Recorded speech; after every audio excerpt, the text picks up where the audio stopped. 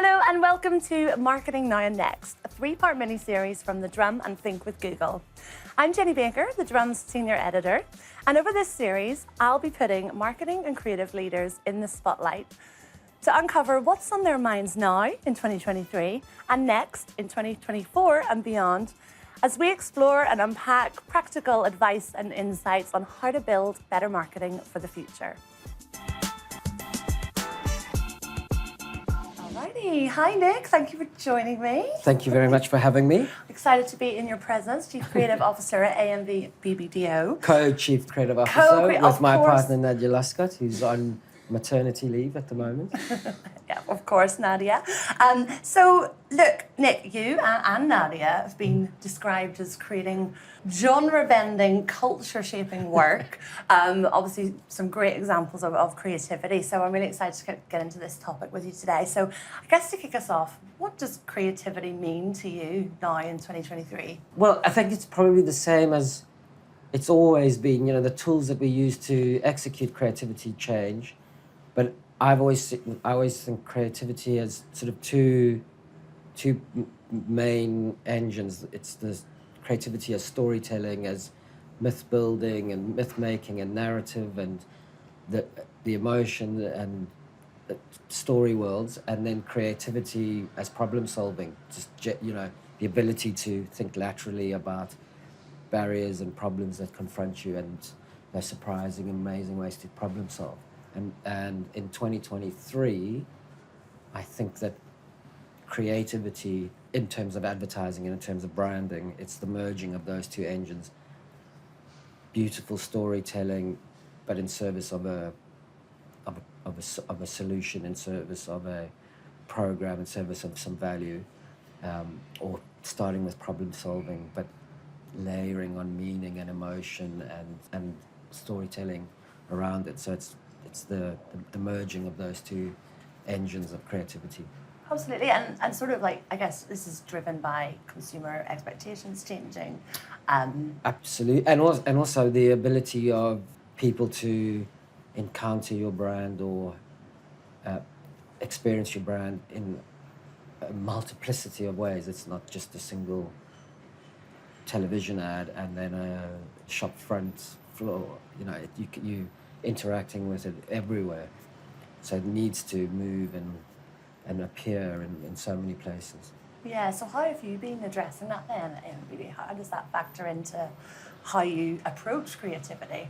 In the execution of it, is I think that we like to find a big brand platform, a unifying thought, which supplies a point of view on the world, which supplies a tone of voice to the world, which supplies a look to the world, and then apply that big idea in all the incredible, amazing places that the brand shows up. Yeah. And I guess then it sounds like the right point to ask, what's a recent piece of work that kind of encapsulates this, something that you're really proud of? So I think Womb Stories for Body Formula Breast is a good example of that, because that search for the big idea, that search for that platform thought that can filter through everything, is powered by a sort of a kind of almost a radical empathy. We want to understand people. We want to really get inside, have that empathetic understanding, be completely meaningful. And if you look at the Womb Stories work, it obviously starts from a brand platform of Live Fearless, and that is both a sort of outward of encouraging people to not be held back, not be limited, but also a view of that the brand, if you're going to ask people to live fearlessly, you should live fearlessly yourself.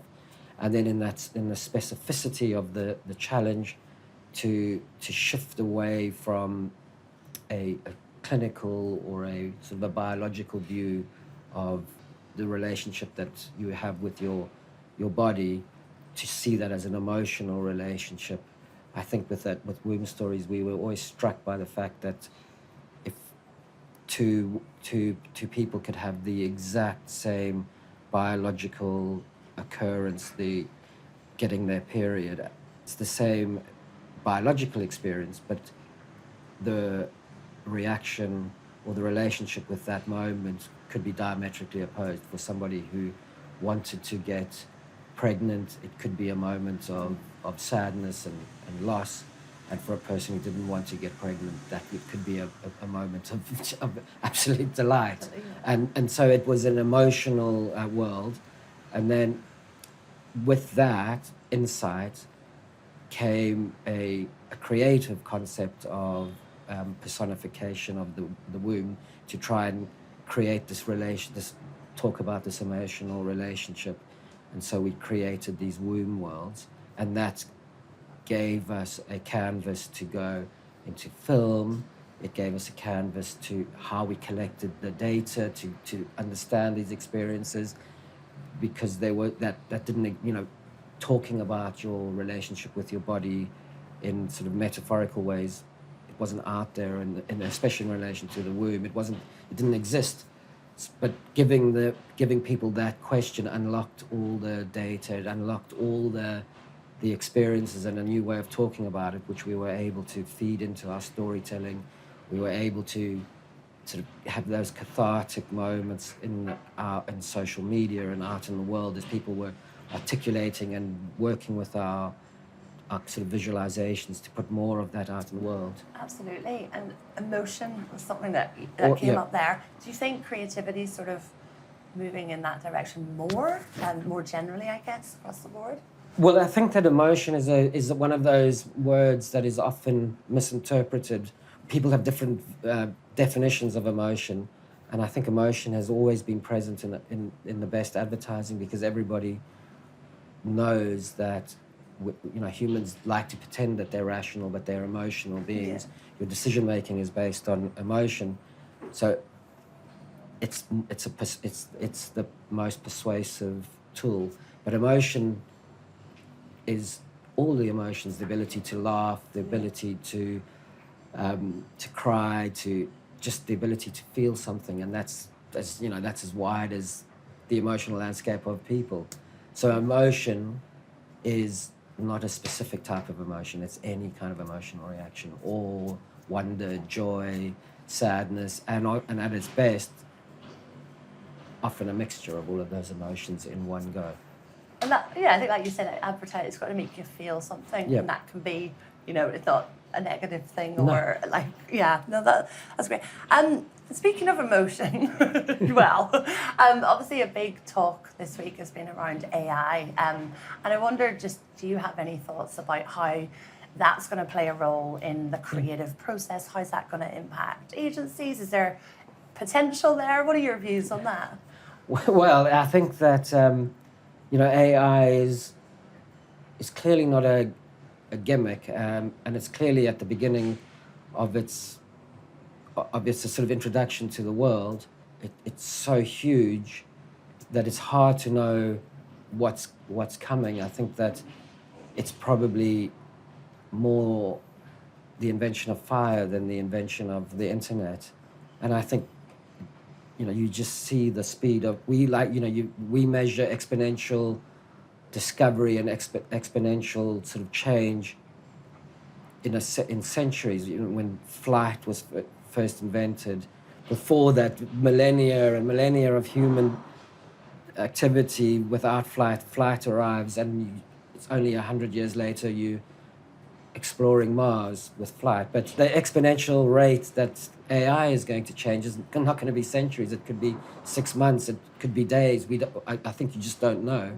And I think when you look at flight, you could probably picture, once you can leave the surface of the Earth unaided, maybe people could project where they could how far they could travel, where they could travel, but you couldn't predict or project how it would transform the world of commerce, how it would transform travel and tourism, how it would transform culture, how it would homogenize culture. There's so many unknown things. So AI as it is today is at the beginning, and I find it impossible to predict what it will do. But I think if you look at it today, I still think you probably, at least for me, it's to sort of separate two kind of functions. I think there's the sort of the production ability of AI, where we can ask the machines to create for us, to bring alive worlds, and that I think that has great potential, because it removes barriers to what you can create. You're only limited by your imagination. Those original Egyptians writing hieroglyphics, and whatever War and Peace novel you had inside you, to get it out, you had to chisel. Now you ask something to bring it to life. So that's a very exciting tool, but it still is a tool to be used by the imaginative.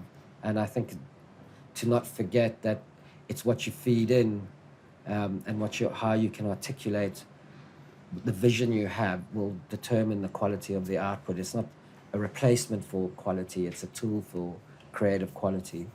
But then the other field is how it can become be the imagination, and that we don't know. That we will see. That we will see. We will see what comes. So look, creativity now, obviously some amazing people in your teams. How do you foster a collaborative culture of creativity within the team? What's your secret? How do these best ideas get unlocked? I think it's that AMV hires very curious, empathetic people, and respects the collaborative nature of that process. Brilliant, interrogative, curious, strategic brains, sort of looking for those insights, looking for those nuggets, going deeper, then working with account people who are passionate and thinking of ways to bring it to life, where to bring it alive, and bringing in the creatives who are trying to make those imaginative leaps, and then everybody just constantly working together to make something better. And it's that creative ambition of do something that hasn't been seen before, or do something in a way that hasn't been seen before. And that, I think, is the craft and the concept working together. And I think AMV still has obviously a very strong belief in craft, and craft is collaborative, who you work with, how you just make everything a little bit more nuanced, a little bit better, a little bit more, which accumulates into wonderful creative work. Yeah, that's great.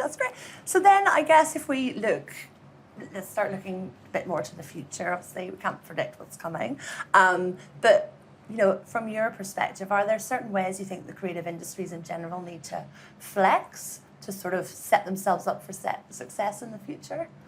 Well, only it's the old thing, adapt or die. There are these tools that are coming, and we need to be open-minded and flexible and curious and experimental and brave. And even though all these tools promise all these things, it's still the power of a wonderful human stupidity to make these leaps, these creative leaps that distinguish yourself. When if everybody's got the same tools, what is the distinguishing factor? It's that beautiful human illogic that conjures up powerful emotional tools. So stay open-minded, and don't forget that ultimately we're trying to make people feel something. Yeah, exactly. And I know we talked a little bit about the womb stories, but any sort of recent work that you're particularly proud of? Obviously, when you're in Cannes, there's been some awards given out. Anything? Very proud of the Hope Reef from last year. That was just sort of epic in its imagination, epic in the scale and how it was created.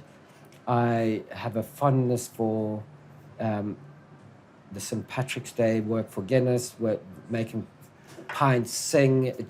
It feels very counterintuitive, but it was just a serious message of moderation during St. Patrick's Day, but just brought to life with silly singing pints, that you can do it joyfully, you can do it with humor, and you can capture people's imaginations, which it did. And of course, the period Somnia work that we've done, which is again, another reframing of the night, another sort of opening up a thing that was always there that nobody was thinking about, that the night is obviously anything but quiet if you're on your period, and just that thermal camera vision. It's still creativity, it's still craft, it's still storytelling, but with a serious message that all the hours of sleep that are lost, and the empathy towards it, and making people feel understood.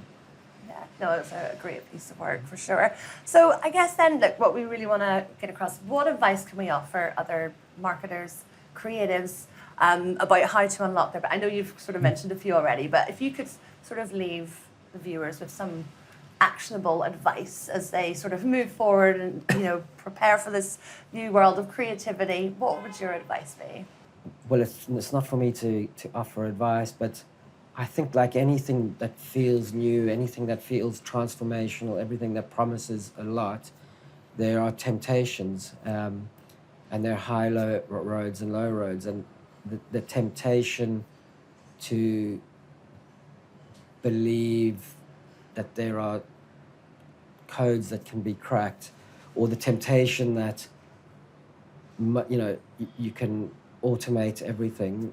It shouldn't be at the expense of thinking and time and creative magic, because it's all in the craft, how you get emotion. It's all in people allowing that punchline to land after a second or 2 seconds or 3 seconds, whatever's going to make you laugh. And that's in the details, it's in the specificity of craft. So all the temptations are out there to solve things like that.